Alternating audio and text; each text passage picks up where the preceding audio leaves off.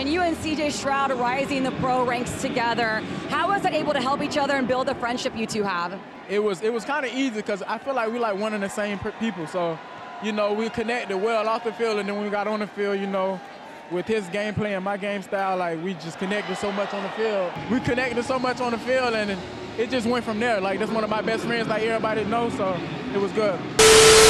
Welcome on in, Texans fans.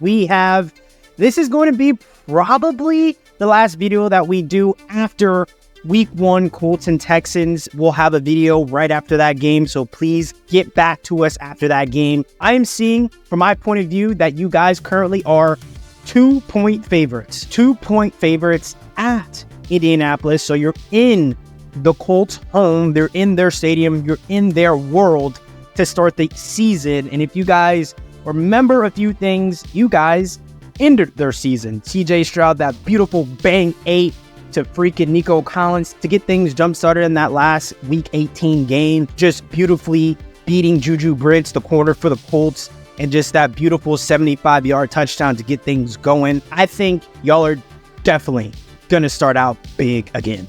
Now, I have a few things in accordance to y'all's offense and, of course, y'all's defense that I really would love to break things down. And the first thing is the connection with Tank Dell and CJ Stroud. Cole Ridge Bernard himself, we are seeing something that is very, and I'm big on comparisons. I'm big on name. I'm big on being able to draw a picture so you guys can see up front what it can be. And guys, this is Tom Brady, Wes Welker. And not saying that CJ Stroud is already at a Tom Brady pedigree, but their connection is infectious. You guys remember the connection of, you know, Tony Romo and Jason Witten, okay? I'm even changing the positions, but the continuity or the wavelength, the mentally of those two players being on one accord, it's so beautiful to see. And I think CJ Stroud and Tank Dell definitely have that connection. I think all of my fears with Stephon Diggs, it's not gone. It's not gone. And you guys know the fears. You know, can he become a nuisance? Can he become a cancer? Can he become a bigger diva? And you guys, you know, put me in check a lot of the times of like, hey man, he's with the culture. You guys hit my line all the time saying, you know, no, like Diggs is a part of the group. And I believe it. And you know, y'all's head coach, D'Amico Ryans, he said it amongst many a times of how he is a part of the brand and he's bought in. And that just beautifully transitions into Nico Collins. He's still the alpha. He's still the number one. And so let me get this straight. You have a connection with former rookies, right? 2 young players and a quarterback and a receiver. Cool. And it's beautiful. With Tank Dell and CJ Stroud, beautiful. And then you have the audacity to add an all-pro wide receiver into the bunch. And he is just so happy to understand that he is probably the 3rd backup singer. You know, he's probably the 3rd, not best talent, but for sure probably going to be the 3rd guy that really gives CJ Stroud that comfort, that legitimate comfort. And then on top of all of that, a Pro Bowler in Stephon Diggs, who, right, just beautifully sets into his role as that 3rd dude, possibly. You then have a number 1 receiver in Nico Collins, who stepped on the scene, got the contract, got everything that he earned. People are going to try to take that away from him. He might have some slow games here and there, and we know the media. They're going to do their best to bring you guys down so fast. And so that's what I really, really want from this offense, because it has so much potential to be electric. And usually when you use the word potential, it means you haven't done anything yet. But I probably have to stop saying potential with you guys. At some point, I have got to stop saying potential and start using words like, yeah, they're here.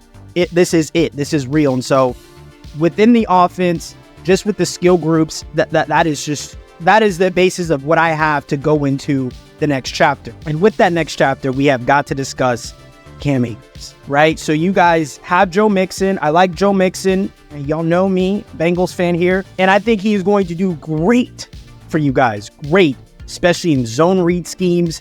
When you can give Joe Mixon the ability to go side to side and have him pick his own lane, he has still that great burst. He's still a 6'2" giant. He can catch anything out of the backfield. He is going to be a legitimate weapon for you guys. And I'm not trying to downgrade Dameon Pierce. I know some of you guys love him, but I just think his impact is going to be restricted somewhat. And we saw him kind of get the backseat to Devin Singletary last year. And I personally believe that Cam Akers has shown a lot this preseason. And he's shown a lot in years past, right? He's shown a lot in years past. I just genuinely believe that you guys are going to love to see Cam Akers, number 22, on the field a lot this upcoming season. And so that's another thing that I really see in this offense is the backfield with all types of flavors, all types of styles. I think all three backs that you guys have, not even yet mentioning the potential, once again, using that word potential of, Jawar Jordan. I think he had a lot of good plays too. I really think Cam Akers and Jawar Jordan, they kind of look like Dameon Pierce, like little insurance policies, if you will. And so that within itself, it's good to have. You never know. And once again, you're in it for me, wishing nothing but 100% health for a full season for Joe Mixon. Really bad ankles, guys. Really bad ankles is what he has. He has foot issues within his past, lower body things. It's frustrating. But once again, you guys have great insurance policies in that backfield, which I love. And then lastly, within this offense that I want to talk about, and then we'll briefly talk about this dominant defense, Cade Stover. Right? We talked about Cade Stover when you guys drafted him. This is a player. This is a tight end, a big boy, very athletic. And this is a guy who I think showed a lot of great things at Ohio State. I like his tool set. I like what he has. I like his size. I like his easy hands. He can catch kind of everything. And so I think you guys have a future tight end one with him. And I know you guys still have Dalton Schultz, who I think is going to be the starter. He's going to play a lot. He's going to be a part of that play action. He's going to be running deep, very athletic dude. I think he and CJ Stroud have a beautiful, great connection. I do believe, and please, someone in the comments, go ahead and correct me. I know Dalton Schultz got a deal. I don't know if it's 1 or 2 years, but I know Cade's the future, right? Cade's going to play a lot this upcoming year, and I'm just so excited to see what he has in store for this offense. I am no longer going to treat you guys like I do a lot of teams that get hot. I'm going to just go ahead. And it's hard for me because I cover so many teams, but I'm just going to go, screw it, forget it, they're here. And that's what I put y'all's offense in. We always have to anticipate some type of regression. I think regression is always something that is common, but I don't think you guys have shown anything, even though preseason is what it is. You guys just look so much stronger, so much more mature in that aspect. Now, this defense, man, this defense has so many weapons that aren't secrets. We have seen the maturation in real time of Derek Stingley. We see so many things of Kamari Lassiter. We welcome to the Houston Texans, Dale Hunter, who's already doing great things. You guys have a legitimate shot to be the top defense, the best defense in the AFC, damn near the league. Okay, so this is a team that I'm going to start giving like that Detroit Lions hype that they had, Super Bowl aspirations.